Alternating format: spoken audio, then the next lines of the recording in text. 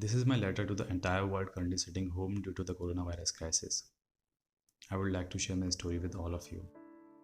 I'm 30 years old and a sole bread earner for my family. I was working in Europe for the past 5 years. As soon as COVID 19 started spreading in Europe, my parents got worried and called me back to India. Had I known what I was carrying along with me as a souvenir to my homeland, I would have stopped then and there. I reached India after 37 hours of traveling. My dad came to receive me. He gave me a tight hug. Through the window, I could see my city. Nothing had changed. The memories of my childhood started flashing in front of my eyes.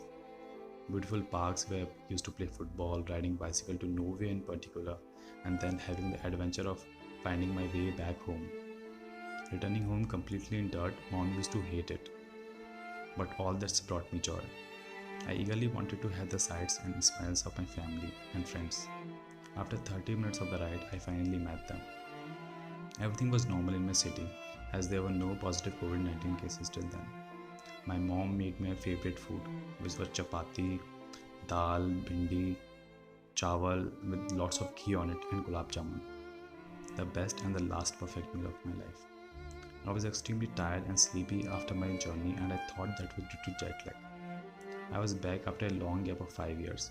So we had daily visits at home, friends, family, relatives. We all talked about the school, college, parties, life in Europe, and the rising cases of the deadly disease. We considered ourselves lucky that till now no one was corona positive in our city. 2 days passed. On the third day, I started coughing and had a mild fever. I could feel a storm brewing. We went to the doctor and I got myself checked. And the result? The doctor dropped a bombshell on me when he said I was corona positive. I was immediately taken to the isolation ward and was admitted. My mom, dad, and sister were separated from me in a flash. My entire world was changed within a minute. My world, which was full of people, now left with thoughts and their memories. I could see everything through a small window. My mother never moved from there. The next 2 days of my life went only in checkups, tests, medicines, and injections. I was writhing in pain. I just wanted a simple pat on my cheek. I could see my mother through the window, and her glance gave me the strength to bear the pain. I kept on looking at her with a plea to save me. They say only mothers can save their children. But was that possible this time? I had a TV in my room, and I could see the news in my city. First corona positive case, that was me. The next day, 3 more positive cases. My sister, her daughter, and my friend. All 3 admitted to the hospital and my entire family quarantined. I couldn't see my mother from that window anymore. My condition started to deteriorate soon. I kept getting bouts of unconsciousness, a compound effect of shock and pain medicines. Whenever I was awake, my thoughts constantly revolved around trauma and death. I couldn't breathe without a ventilator. As my time came near, I would only gaze towards the ceiling with hundreds of thoughts running through my mind.